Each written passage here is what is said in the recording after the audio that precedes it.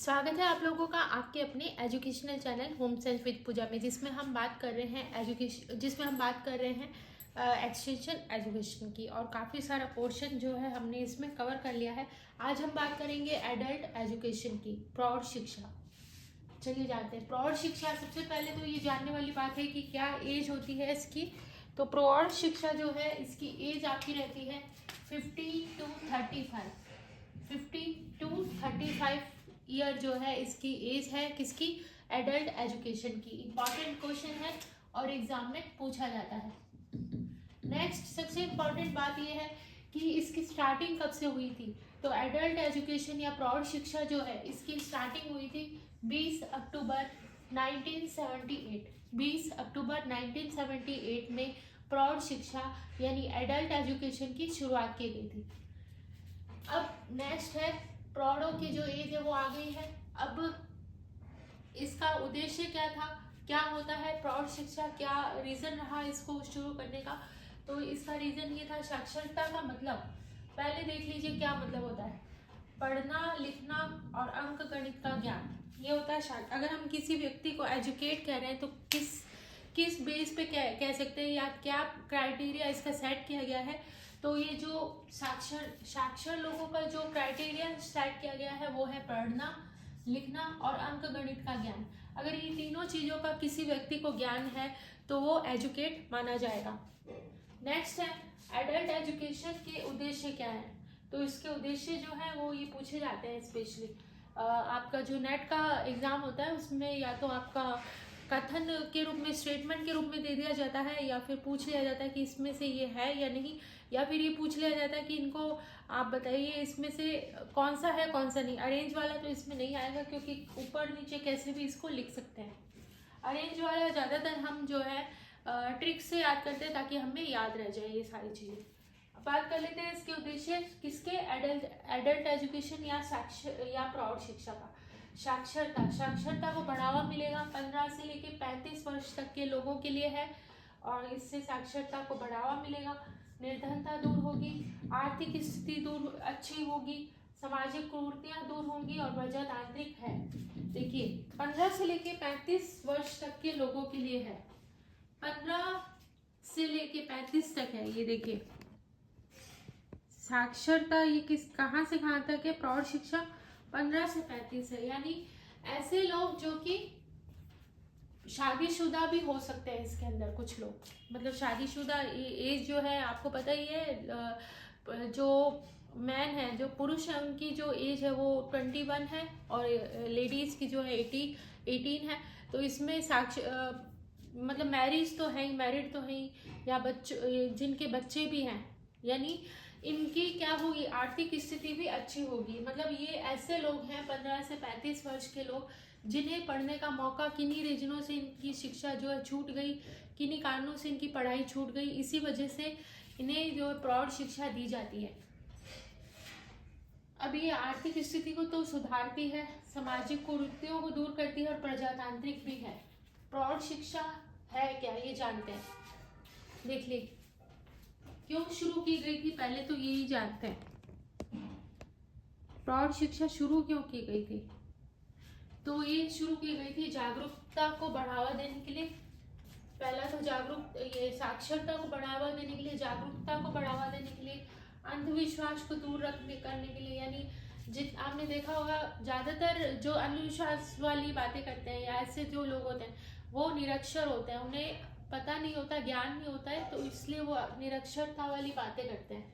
मतलब इस तरह के अंधविश्वास की बातें करते हैं कि ये मतलब आपने नींबू पे से पैर रख दिया या कुछ ऐसा हो गया तो ये हो गया कि ये हो गया। तो मतलब अंधविश्वास वाली बातें जो है, कुछ चीज़ें हैं जो हम मानते हैं कि वो पुराने टाइम से ही चली आ रही है, उनको हमें फॉलो करना ही चाहिए। लेकिन कुछ ऐसी चीज़ें हैं जिन्हें फॉलो करना ज़रूरी नहीं है, और अंधविश्वास फैलाना अच्छी भी बात नहीं होती है। जैसे कि मान लीजिए अभी रिसेंट एक न्यूज़ आई थी अभी, बहुत छोटा बच्चा है जिसे कि कफ और कोल्ड हो गया है, तो उसे अंधविश्वास के चलते सरियों से दागा गया, और उसकी अभी कल परसों की ही न्यूज़ में था कि वो उसकी जो है क्या हुआ, डेथ भी हो गई उस बच्चे की, छोटा बच्चा। तो ये जो है अंधविश्वास है। ऐसे लोग वही होते हैं जो कि जिन्हें जो साक्षर नहीं है, जिन्हें अक्षर का ज्ञान नहीं है, वही इस तरह की बातें करते हैं। जब वो लोग भी एजुकेट हो जाएंगे तो अंधविश्वास भी मिट जाएगा। नेक्स्ट है व्यवहार की मनोवृत्ति में परिवर्तन। व्यवहार की मनोवृत्ति, देखिए जो भी आपका व्यवहार है, जब भी हम साक्षर होते हैं तो हमारा व्यवहार चेंज होता है। हम साक्षर होने का मतलब ही यही है कि अगर आपके व्यवहार में चेंज आया है तो मतलब आप साक्षर, मतलब मान लीजिए फॉर एग्जांपल किसी बच्चे को हम सिखा रहे हैं ABCD 1 2 3, तो वो लिखना सीख रहा है, उसके व्यवहार में भी परिवर्तन आ रहा है, वो लिखना भी सीख रहा है, बात करने का तरीका उसका चेंज हो गया, उसका बोलने का, बात करने का, बैठने का, सब तरीके चेंज हो गए हैं। तो वो उसके व्यवहार में भी परिवर्तन आ रहा है जब वो एजुकेटेड हो रहा है। आप तुलना करके देख सकते हैं एक ग्रामीण व्यक्ति से जो अनएजुकेट है और एक ऐसा व्यक्ति जो एजुकेटेड है, दोनों को रख के आप एक बार इमेजिन करके देख सकते हैं कि ऐसा होता है। अब व्यवहार मनोवृत्ति हो गया था हमारा, और अब है क्या है ये प्रौढ़ शिक्षा या एडल्ट एजुकेशन है क्या? तो ये विद्यालय से बाहर की शिक्षा है, जैसे कि प्रसार शिक्षा विद्यालय से बाहर की शिक्षा है।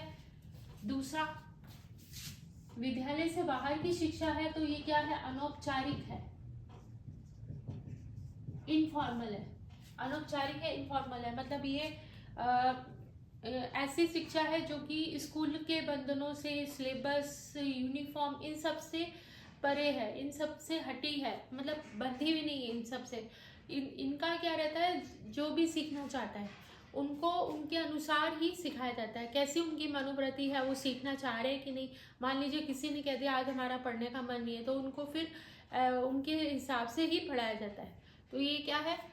इनफॉर्मल एजुकेशन है, अनौपचारिक जो है। तो ये हमने देख लिया है कि किसके लिए इम्पोर्टेंट है। ये ऐसे लोग जो कि विद्यालय नहीं जा सकते हैं। दूसरा, जो शिक्षा पूर्ण नहीं कर सकते हैं, निरक्षर हैं और पराश्रित हैं। अब एक चीज आती है यहाँ पर, आपको बतानी भी थी मुझे, DPT, इसका क्या मतलब होता है? तो D का मतलब होता है डिप्थीरिया, P का मतलब होता है पर्ट्यूसिस और T का मतलब होता है टाइफाइड। ये पूछा जाता है एग्जाम में, पर टाइफाइड, ये तीनों चीजें आपको याद रखनी है। D का मतलब होता है डिप्थीरिया, P का मतलब होता है पर्ट्यूसिस और T का मतलब है टाइफाइड। ठीक है, ये है। तो ये आपको याद रखना है DPT का मतलब। अब कुछ क्वेश्चन जो है वो बात कर लेते हैं। सबसे पहले 3R का मतलब क्या है? यहाँ पे कुछ छोटे छोटे क्वेश्चन है, क्योंकि ये टॉपिक छोटा था तो कुछ क्वेश्चंस भी साथ में हम डिस्कस कर लेते हैं। अब बात कर लेते हैं 3R क्या होता है। 3R क्वेश्चन कई बार पूछा गया है एग्जाम में। 3R, 3R जो है वो कौन कौन से हैं? पहला जो आ रहा है रिड्यूस,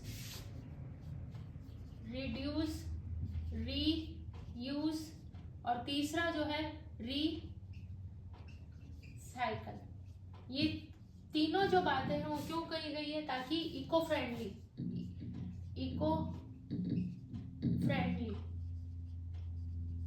फ्रेंडली यानी हमारा जो पर्यावरण है उसको प्रदूषण से, पॉल्यूशन से बचाने के लिए ये 3R जो है बताए गए हैं। इनका मतलब है, पहला है रिड्यूस, यानी कोई चीज है तो उसे खत्म कर दिया हमने, रीयूज दोबारा से यूज कर लिया, और तीसरा है रिसाइकल, उसको रिसाइकल करके यूज कर लिया। जैसे फॉर एग्जांपल प्लास्टिक जो है वो आपको पता है कभी भी डिकम्पोज नहीं होता है, तो वो नहीं होता है, चाहे आप कितने भी साल उसको गड्ढे में डाल के रखें प्लास्टिक को, वो कभी भी खत्म नहीं होगा, वो उसी में वैसे के वैसे रहेगा। दूसरा उसमें रहेगा वो ठीक है, लेकिन वो बना होता है प्लास्टिक, ये केमिकल से, और ये केमिकल जो है पॉल्यूशन फैलाते हैं, पर्यावरण को नुकसान पहुंचाते हैं। तो इससे बचने के लिए हम क्या करते हैं? रिसाइकलिंग कर सकते हैं। नए प्लास्टिक को ना बना के, जो प्लास्टिक हमारे पास है, जो यूज हो चुका है हमारे द्वारा, उसी को अलग अलग रिसाइकल करके हम नई चीज बना सकते हैं, ताकि नया प्लास्टिक ना बनाया जाए और उतना पॉल्यूशन ना हो। कुछ प्रोग्राम्स जो हैं ये हम नेक्स्ट क्लास में ही बात करेंगे इसके बारे में। प्रक्षेपित, और ये तो आपने पढ़ ही लिया था, प्रोजेक्टेड और नॉन प्रोजेक्टेड, ये वाले आपको पता ही है, हमने पहले भी बता दिया था। इनमें डिफरेंस क्या है, क्वेश्चन पूछा जाता है इसलिए बार बार बताया जा रहा है। प्रोजेक्टेड का मतलब यही होता है कि आपका कुछ थोड़ा सा रिवाइज कर लेते हैं पिछली क्लास को हम, जितनी भी अभी तक प्रसार शिक्षा की हो चुकी है। तो प्रोजेक्टेड का मतलब होता है जो कि ऐसे टीचिंग एड्स जिनको चलाने के लिए लाइट का यूज़ किया जा रहा है। नॉन प्रोजेक्ट फॉर एग्जांपल इसका है स्लाइड है, कंप्यूटर से बनाई गई स्लाइड है, प्रोजेक्टर है, ये सारे इसमें आ जाएंगे। दूसरा नॉन प्रोजेक्ट जिसमें बिजली यूज़ नहीं होती, मेनली इसमें पोस्टर है, चार्ट है, ये सारी चीज़ें यूज़ होती है, तो ये कहलाता है। और सबसे पहली क्लास में हमने ये देखा था कि प्रसार शिक्षा होता क्या है। तो ये प्रसार शिक्षा जो अनौपचारिक शिक्षा है, बेरोजगारी को दूर करने, निर्धनता को दूर करने के लिए शुरू की गई थी, और रीज़न ये था कि ग्रामीण लोगों का जो पलायन है उसको रोकने के लिए की गई थी। ये बेरोजगारों की शिक्षा है, जीरो से लेके शिखर तक की शिक्षा है, और कई सारी चीज़ें हमने इसमें जानी थी। प्रसार शिक्षा क्या होता है, उसको किस तरह से क्या क्या चीज़ों का ध्यान रखना चाहिए, उसे अपने सब्जेक्ट में वो बेहतर होना चाहिए, स्थानीय लैंग्वेज उसको समझ में आनी चाहिए, ये सारी चीज़ें हमने पढ़ी थी पहले। तो उस तरफ आपका ध्यान आकर्षित कर रही हूँ ताकि पिछले की हम आगे आगे बढ़ रहे हैं लेकिन पीछे का अगर कुछ छूटता जा रहा है तो आप उसको दोबारा देख के फिर से रिवाइज कर लें, ताकि आपके लिए फ़ायदेमंद होगा। तो चलिए आज की क्लास को यहीं पर एंड करते हैं। अब नेक्स्ट क्लास में हम बात करेंगे प्रोग्राम्स के बारे में, मतलब गुड़गांव प्रोजेक्ट है, श्री निकेतन प्रोजेक्ट है, ये क्या थे, कब शुरू किए गए थे, क्यों शुरू किए गए थे, ये सब चीज़ें हम नेक्स्ट क्लास में जानेंगे। आज की क्लास में इतना ही, और चैनल से जुड़े रहने के लिए चैनल को सब्सक्राइब करके ऑल का बटन दबा दीजिए ताकि जितनी भी क्लासें आपको तुरंत मिल जाएं, और ज़्यादा से ज़्यादा शेयर कीजिए नीडी स्टूडेंट को, ताकि फ़ायदा होगा, और जितना ज़्यादा आपको जितना उनको फ़ायदा होगा आपको बेशक फ़ायदा होगा ही। तो चलिए इसी अच्छी थॉट के साथ आज की क्लास को यहीं पर एंड करते हैं।